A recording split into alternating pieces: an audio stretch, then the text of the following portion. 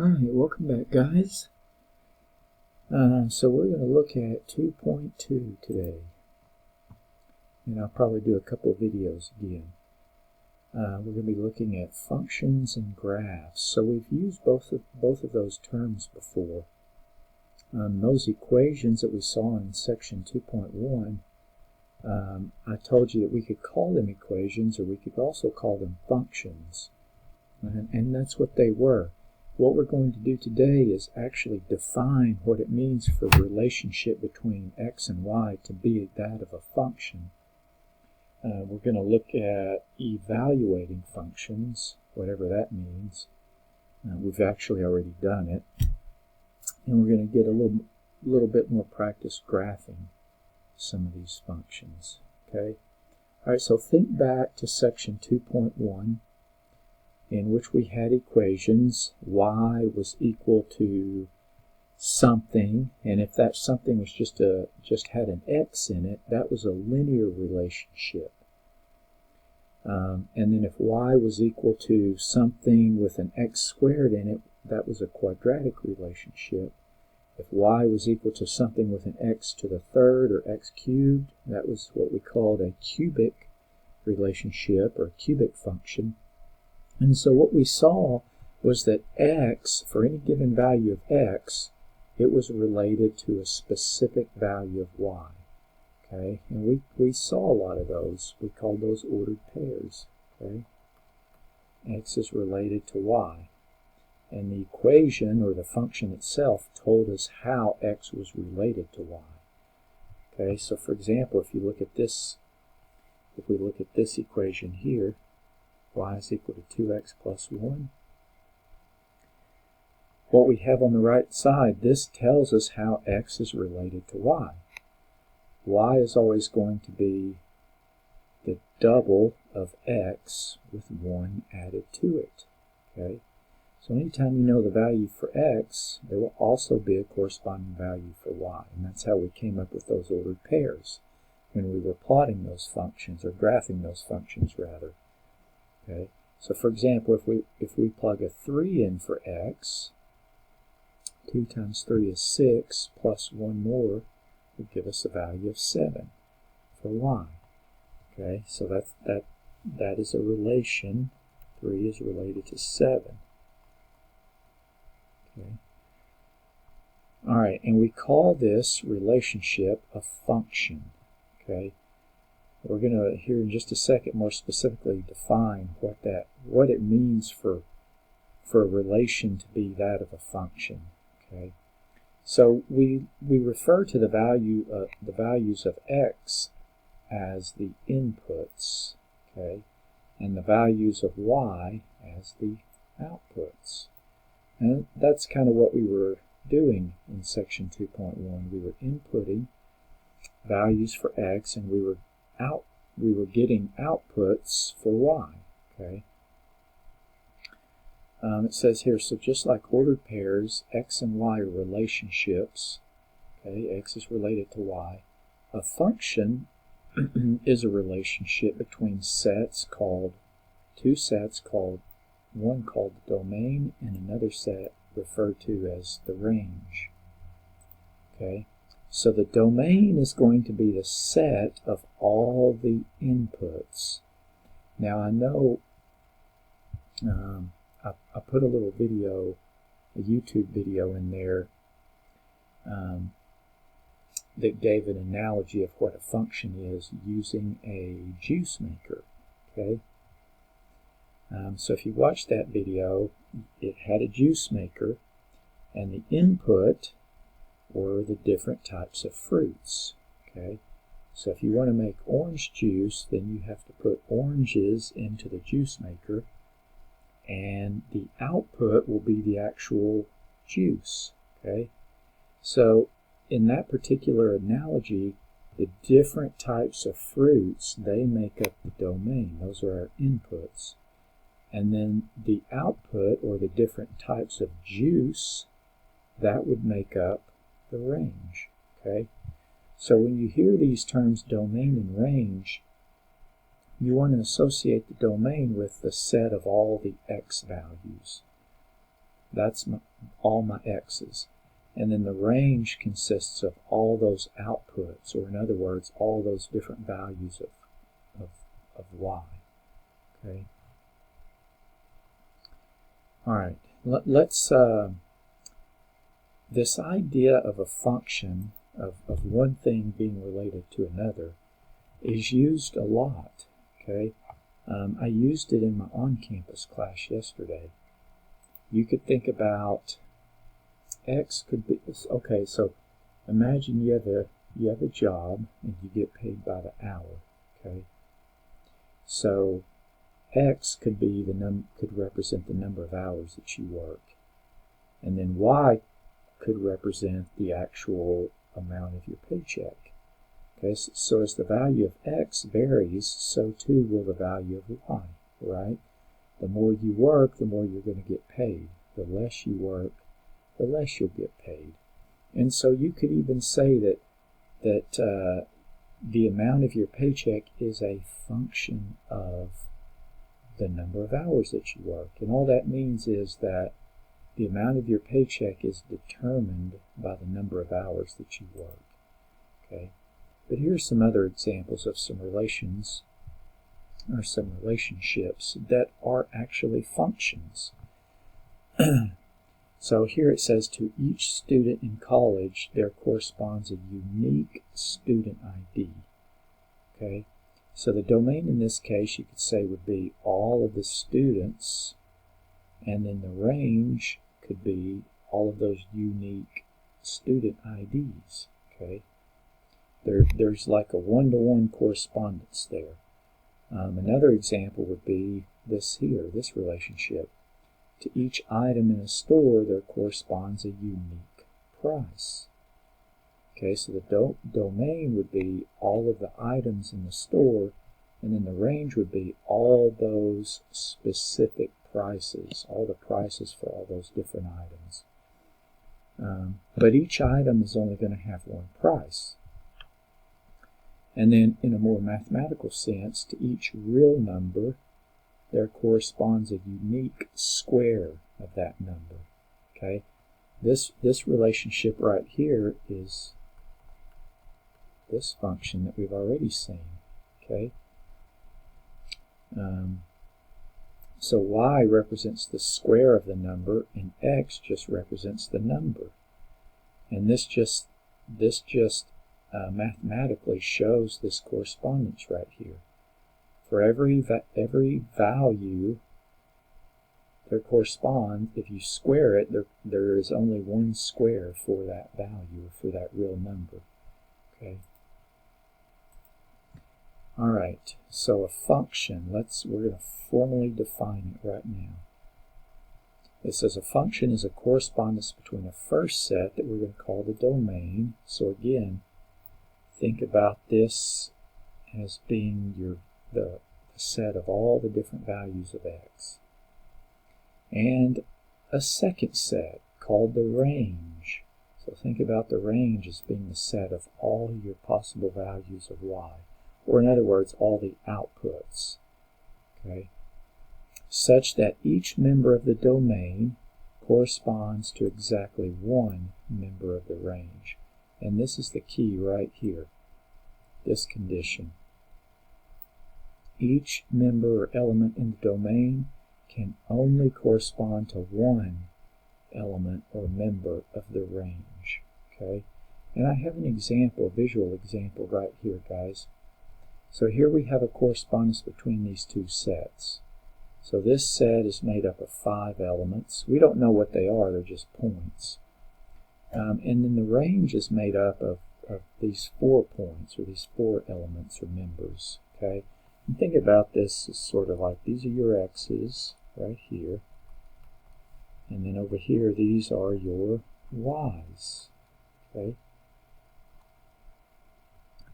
so is this correspondence a function? Well, this element here only corresponds to one element in the range. This element corresponds to only one. It doesn't matter if they both happen to correspond to the same element in the range. It's similar to at a grocery store. there may be two different items that have the same price, right?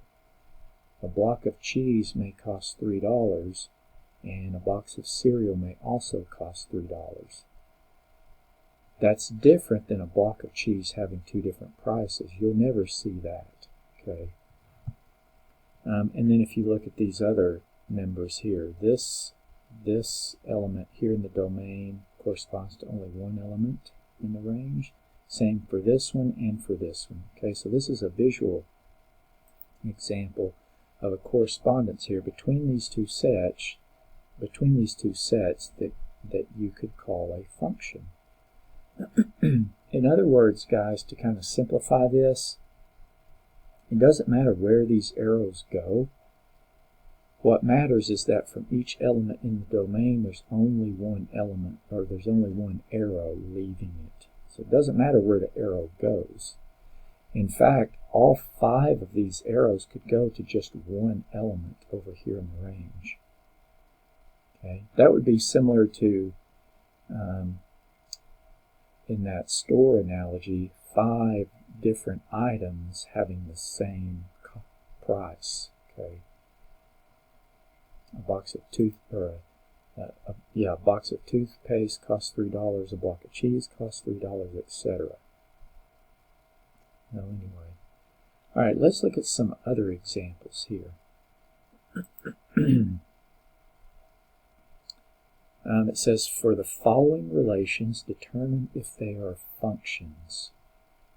Okay, because we can have relations between two sets that are not actually functions. So I just want to point that out.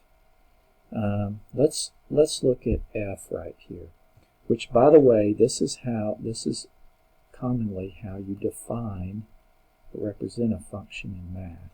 Okay, you use a letter, and it doesn't have to be a Latin letter. It could be a Greek letter or a Hebrew letter, or even just a symbol for that matter. But typically we use letters like this. Okay.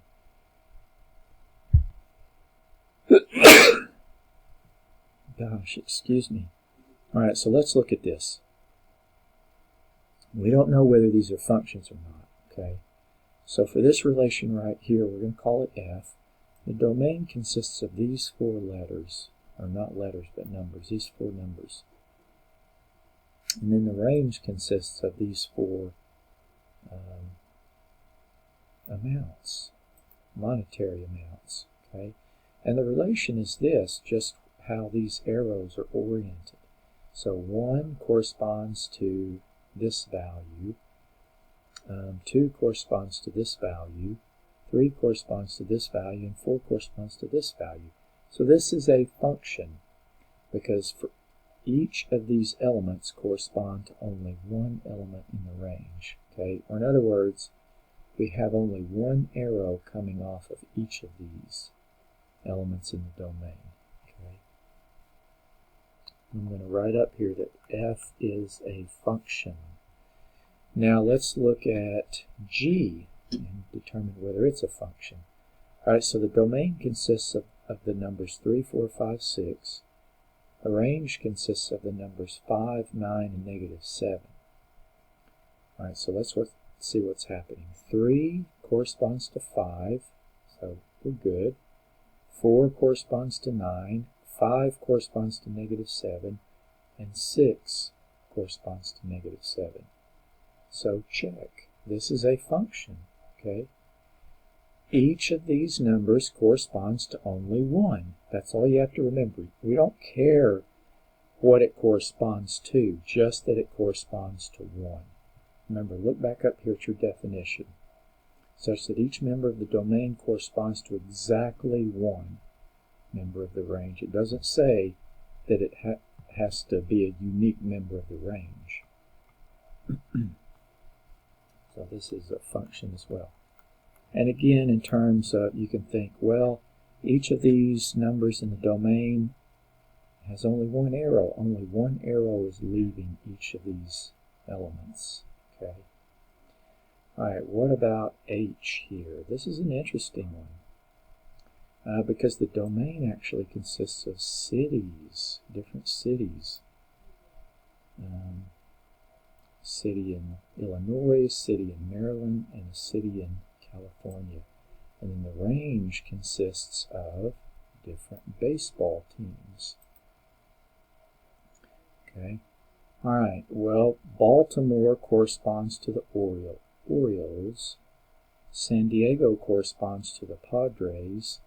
But look here at Chicago. Chicago corresponds to not just one element in the range, and that's because Chicago has two different baseball teams. They have both the Cubs and the White Sox. So for that reason, guys, this relation right here between cities and their corresponding baseball teams, this is a relation that's not a function. Okay, so they're still related. The cities are related to their corresponding baseball teams or football teams or basketball teams or whatever it is, but that relationship is not defined to be a function. Okay, so this is a good real-life example in which you have a relationship here between these two sets that's not actually a function. Now, what about the reverse? What if we went in reverse? What if the domain consisted of the different baseball teams and the range consisted of the different cities? In that case, this would be a function. Okay, and the reason is, although the Cubs and White Sox both correspond to Chicago, the Cubs correspond to only one city. The White Sox correspond to only one city. Or in other words, we have only one arrow leaving each of these elements in the domain. Okay. All right, so you'll have several homework questions where you're identifying. You have a relationship between two sets. Is that relationship that of a function? Okay.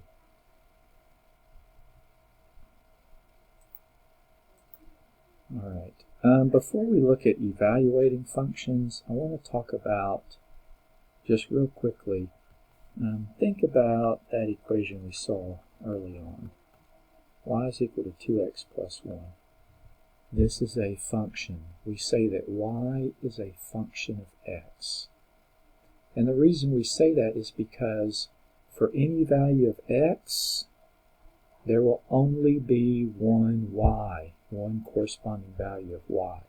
Remember, x represents the domain, all the numbers that are in the domain, okay, which would be all the real numbers, by the way. And y represents all of the elements or numbers that are in the range, okay? So there will never be an instance in which you plug a number in for x and you get out two different values for y. That will never happen. For every x, there will always be one y, okay? And even with the quadratic functions, think about last class, think about one like this, okay? For any given x, or for any number, if you square it, there will always be one output, okay? If I square 2, I get 4. If I square 3, I get 9. Even if I square negative 2, if I square negative 2, I get 4, okay? So it doesn't matter that 4 occurred twice. 2, let me write it like this, 2 maps to 4, negative 2 maps to 4, okay? So for each of these elements, and they're different, there's only one output. Doesn't matter what that output is, okay? All right, so those are, like I said, in 2.1, we were calling those equations, but they were functions. Y was a function of x. That just meant that whatever the value of x was, there was only one y. Y was uniquely defined by x. Okay, so now we're going to focus on evaluating functions. And we're going to get away from this, we're going to get away from using y equals, okay? Instead of y equals and then you have a bunch of stuff over here, we're going to start using function notation.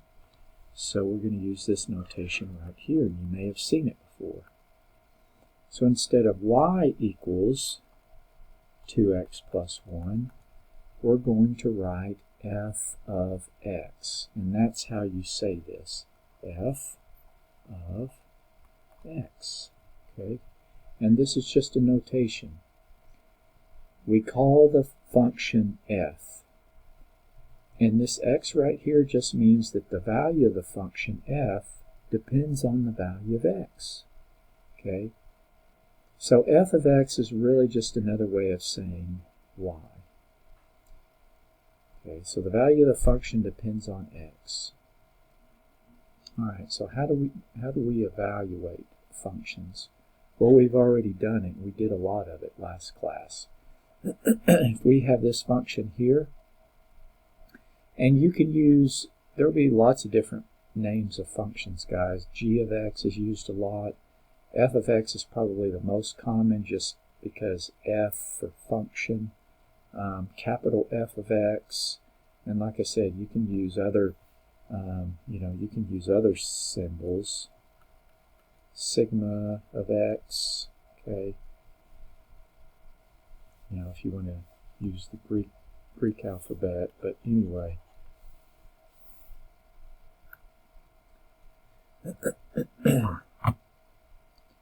Alright, this one here, capital F of x is equal to negative 5x plus 2. And so when you want to evaluate a function, there will be a value of x sitting in those parentheses. So capital F of 0. This just means what's the value of the function when x is 0. So the way you find this is you literally substitute 0 in for x. Okay, so we've done a lot of this. This is nothing new. And so you evaluate it. So negative 5 times 0 is 0, plus 2 is 2. So we say that capital F of 0 is 2. And if we wanted to express this as an ordered pair, whenever x is 0, y, or the function value, is 2. Okay? So same thing that we were doing last class. What about f, capital F of negative 3? Well, this is just another value for x. So we're probably going to get a different value for the function, or for y. Capital F of negative 3, we're going to do it the same way. I'll have negative 5 times negative 3 plus 2. Negative 5 times negative 3 is 15, plus 2 is 17. Okay, so this just means that whenever x is negative 3, y, or the function value, the value of the function, is 17. Okay. Alright, we'll keep going. I think we'll stop after these two examples. This will be good for a part 1 video. Alright, what about this example 3? It says find the following when g of x is equal to the absolute value of x minus 3. So we saw some absolute value functions in section 2.1. We're going to do these the same way. If I want to find g of 2, I just take my function up here and I plug a 2 in for x. So this will become the absolute value of 2 minus 3. Well, what is the absolute value of 2? Remember, we said that that operator just made whatever was inside positive. So if it's already positive, it stays positive. So the absolute value of 2 is 2. And then minus 3 will give us negative 1. Okay? So g of 2 is equal to negative 1. In other words, when x is 2, y, or the function, is negative 1. Now what about the second part to this? This one's a little strange because what we have in the parentheses is not just a single value. we actually have an algebraic expression right here. Negative 4 plus c. And so what do? Well, we do the same thing. We take whatever's in these parentheses. This is essentially our value for x. And we plug that in for x. Okay, so we have the absolute value of negative 4 plus c, and then minus 3. And we try to evaluate it. The problem here, though, guys, is that we don't just have a single value inside these absolute value bars. We have this entire mathematical expression. So we can't actually take the absolute value of this because we don't know the true value. We don't know the value of c. C is a variable, so unless we know its value, we don't know what negative 4 plus c is. And so because of that reason, we can't do anything else here. If I can't get a number out of this absolute value operator, then I can't subtract 3 from it. Okay? Some students think that these absolute value bars allow you to take the absolute value of these two things individually, and that's not true. Okay?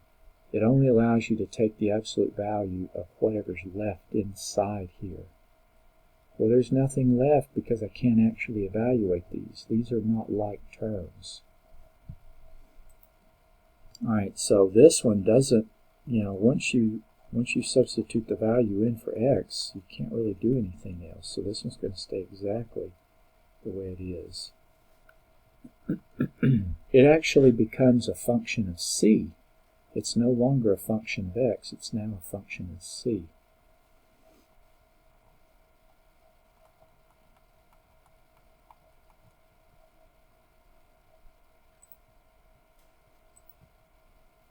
Alright, let's take a look at one more. And then we'll get more practice evaluating functions in the part 2 video. And notice here, guys, when it comes time to graph these functions,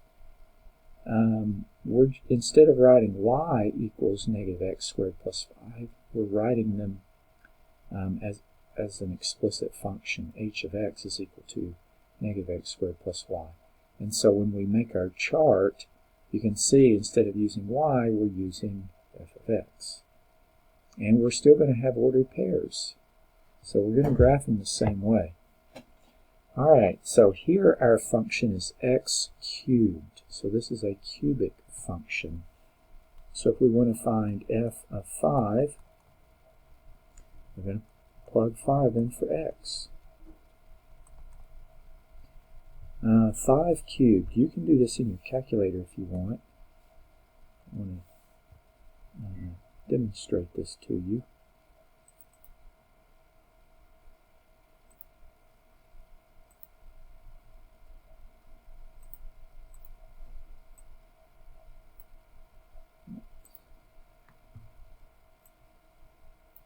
Okay, so 5, and then raise it to the 3rd power.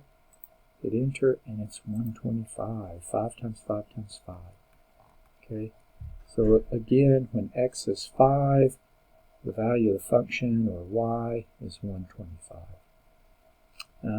What about when x is negative 4b? This one's kind of similar to the last one. Well, if I plug negative 4b in there and try to cube it, this is an instance, because we're multiplying these two things, this is an instance in which you can cube individually both the negative 4 and the b. Okay, so you'll figure out what negative 4 cubed is, and then b cubed, there's not much you can do there. You're just going to write it as b cubed. But negative 4 cubed, we might have to use a calculator for this.